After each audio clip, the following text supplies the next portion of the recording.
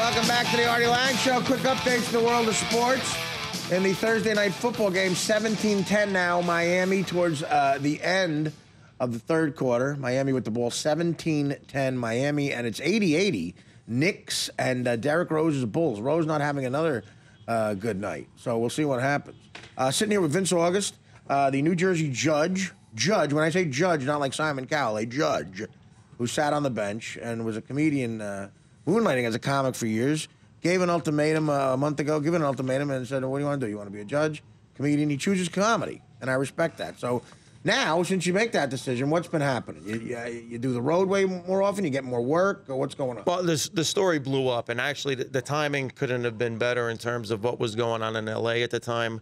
The story hits the L.A. Times right during Emmy weekend. Oh, right. Right, and there's, what, 2 newspapers in all of L.A. Right, and they're both horrible, by the way. One of them's the L.A. Times. The story blows up, and, you know, the phone's been ringing. There's been some interesting offers. Yeah. No, I'd love to. Maybe we can get together and do a gig or two. Both Jersey guys, that would work. And, you know, I pay great. I pay $19 an hour. Which is more than I got as a judge. I need you for 25 minutes. Still beats the judge pay. No. Yeah. Hey, listen, I'm proud of you. That's a very difficult decision. Now, how many kids do you have?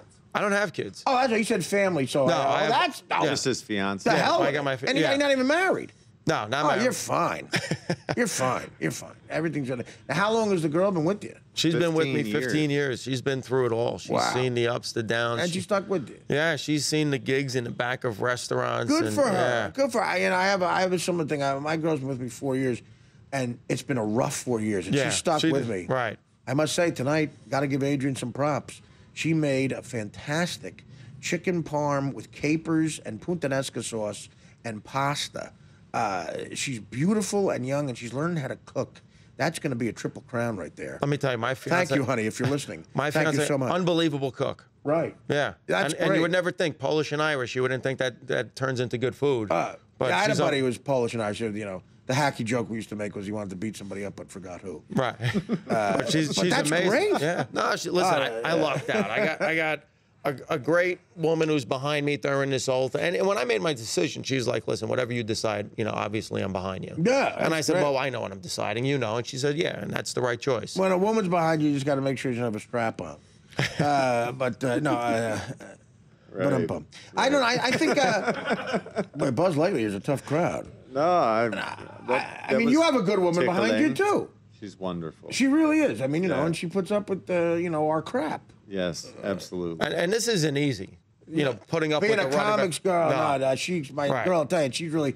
I'm in the middle of a book tour now, and she's there for me. Really, I'm all over the place. We're going to L.A. and it's good to have me because I've dated women who are not supportive. What are you doing now? Well, where are you going? Yucks. I'm going out. But you know what they actually are? They're the buffer between us and also the guy friends that are, just the bad influence. Yeah. And then they kind of buffer that and they're like, listen, come on, let's do the right thing here. Sure. Yeah. Yeah, well, that's good. It's good that you have that in your life, too. Yeah. John, you have anything? Yeah, so you went with a stage name? It's actually my first name, middle name. Yeah. Because August is You're Vincenzo Sicari? Vincenzo August Sicari. Sit down, again.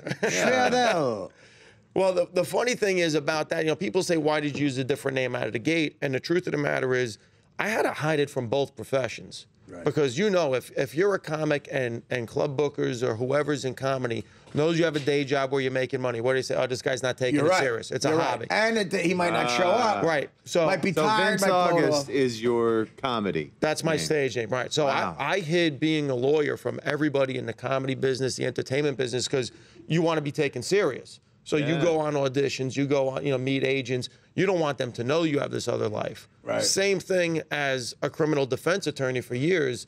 You're representing somebody on a RICO charge, and they want you at home at night, going over the laws and reviewing and how you're going to get them out of jail. Yeah, you don't want you don't want a guy who might be connected to the mob getting convicted because you were working on 10 Good Minutes on airline. Right. Where were you last night? Artie Lange? Yeah, it's stand-up.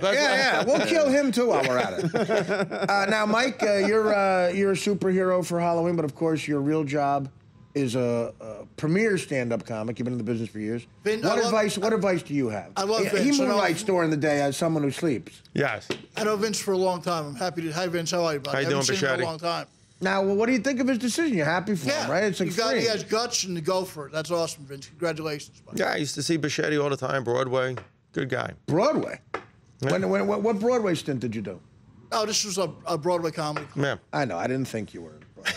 I didn't think you were Stanley Kowalski in the 97 remake of Streetcar. No, yeah, so you've been, now what do you think about the state of comedy now with tweeting, blogging? You get into all that stuff? You know, I have the Facebook page. I have the Twitter page. Everybody has. You have to have it. I hate Facebook personally. Hard to do. Our generation's hard to embrace it. Yeah, and it's really turned into moms just kind of hanging out, posting pictures of kids and having their cat fights and their passive-aggressive posts against each other. Yeah. And, the thing is, you have to do it, though. And even with... I actually enjoy Twitter, especially if there's something on. I agree with you. It's a lot of fun. That's the one I embrace. Yeah. And I said to when I came out of rehab after a year and a half, so much had changed in my book agent, my stand-up agent said, listen, you have to do it. Yeah. Because it's the way you promote stuff now. And I said, listen, here's what I'll do. I'll make you a compromise. I'll really get into one of them. And you guys just handle the rest of them. I know I have to have, but you guys do it. I'll get into Twitter because I can write a joke, whatever. I can plug stuff. I'll embrace that. But I can't be doing all these things. What am I, the head of IBM? I wake up every morning, I got to check 15 different things. Well, it's funny. My office, I have my one law computer, then I have my other comedy computer going at the same time. Right. And I'm working on whatever I'm working on. And you have to respond to people. Yeah. Because if you don't, people take it personal. Then they get offended. Sure. Oh, I know. I'm supporting what's this, all of a sudden you're a diva, you're in a Russian newspaper, and no one can talk to you anymore. Mr. Russian newspaper. You're in a Chinese news, and now we can't get near you. That's great. I'm huge in Beijing, so if you ever make the tour out there, we look forward to it. yeah, we're going to stand out walking down the street in Beijing, Main Street. I just retweet the negative stuff just to mess with them. I love it. No, but if there's a game like the Super Bowl, everyone's sitting there tweeting. If you follow, funny people or even athletes, you can have a lot of fun when you're watching them just go back and forth. Or even with with everything going on in politics, people were having fun with that. What was it? The Grammys where the chick started tweaking and twinching, whatever the hell. Well, it was. we got to go to commercial. I'll leave you with this. After my book came out, this is a guy who follows me named Dude, spelled with 2 O's. And Artie, tried forgetting you. Your fat ass. Oh, I'm sorry. Tried forgetting your fat ass. You're like that last little turd in the bowl that won't flush. Hashtag nugget. No, that's a guy who follows me. Yeah. No, the hate is just as good as the love, man. Retweeted Yeah. Anyway. I favored that one. If I knew how to do that, I would. Yeah. Okay, Vince, you got anything you want to plug right now? What's coming up? Yeah, actually Saturday, headlining 2 shows at Caroline's. Great. 7:30 and 10 o'clock. I'm there just about every week. On a Monday night, closing out shows. That's great. Good idea. You got to do that. Yeah, we'll be back with the last few minutes of this hour with Vince August after these words. Welcome back to the Artie Lange Show. Sitting here with former judge / comedian, and now just comedian. I'll give you my latest tweet. See, this is why I get Twitter, and this is why you can get in trouble on Twitter. I woke up today and punched my girlfriend in the face. I told her it was part of my Halloween costume, which is Chris Brown. Christ, we laughed. So that could get me in trouble, but who cares? Have you got in trouble with any tweets that could be considered on the edge? Well, they started bringing that into the hearing, too. Right. They said, look at the stuff he's tweeting, look at the stuff he's putting out. And it's like, listen, it's all under comedy. It's well, you guys are going to rip apart. And then the worst was when they started pulling individual lines from the comedy stuff, because they had no comedy transcripts on. They had nothing, because I didn't have anything on the internet, because I'm very protective of my material. So then they started pulling out single lines from my act. Oh, my Just God. completely out of context. Out of context. And, when you take a line out of context, I was like, ridiculous. So I said to, the attorney who handled this for me, pro bono, for free, because I didn't have money. And he was a great guy. This guy, Drew Britcher, he's like, listen, I'll help you out. I'm like, listen, I want to do something. I want to do a reply brief on this. I want to pull a line out of the Bible, a Disney movie, and something else, just to show when you pull something out of context. Like a lawyer, right. How horrendous something can sound. Right. And he's like, listen, at this point, you know what? We're probably going to lose 5-2, 4-3, but most likely you're going to lose. Came back 7-0. Right. Not one judge on the Supreme Court thought, you know, and should we look at this rule and say to ourselves, hey, listen, it's 2013, 2014, guys living a double life.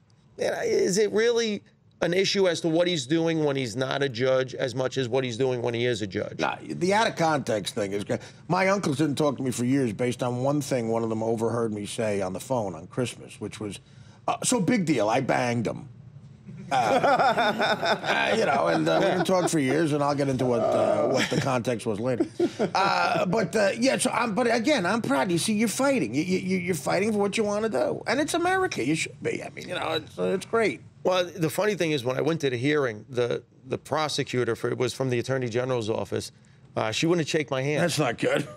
Yeah, I went to shake her hand, and she wouldn't shake my hand. It became so personal. Did you feel the fact that she was a woman hurt you? No, I just think it got so personal at that point. I didn't understand why. I'm like, listen, what am I doing here? I'm not a murderer. There's no. I know. My God, what a waste of time. No one complained. There wasn't once. In fact, we had letters written to the court saying, you know what? I'd never been to court before, and I was in court with this judge, and he was great, and I felt comfortable. Listen, who better to judge you than someone who's around you all the time? I know. Listen, I hate when people judge me, especially when they're actual judges, and that's happened a bunch of. You know, we got to go in a second, but I'm proud of you. Coming up at Caroline's this weekend. This weekend, Vince Saturday. August headlining both shows this Saturday, the early and the late show at Caroline's. How do we find you on the internet? Twitter at Vince August, Facebook Vince August. Everything is Vince August. At Vince August. Yep. And again, I won't name any names, but I'll end with this. There was a cop in Newark who, for 20 years, had tenure, and they caught him doing stand-up, and they thought it was too edgy, and got rid of him, which was so stupid. He was a great cop and a funny comic. Didn't make any sense. A good man, but he's doing well now. All right, Vince August, thanks, buddy. Come back anytime. Thank you, Artie. Pleasure to be here. Good luck with the book. Thanks, buddy. Thank you very much. And maybe we'll work together. Got to exchange numbers. Yeah. When we come back, the great Brian Jones. I was just on his show. Now he's here. What a world. The Artie Lange Show. Weeknights on Audience. Only on DirecTV.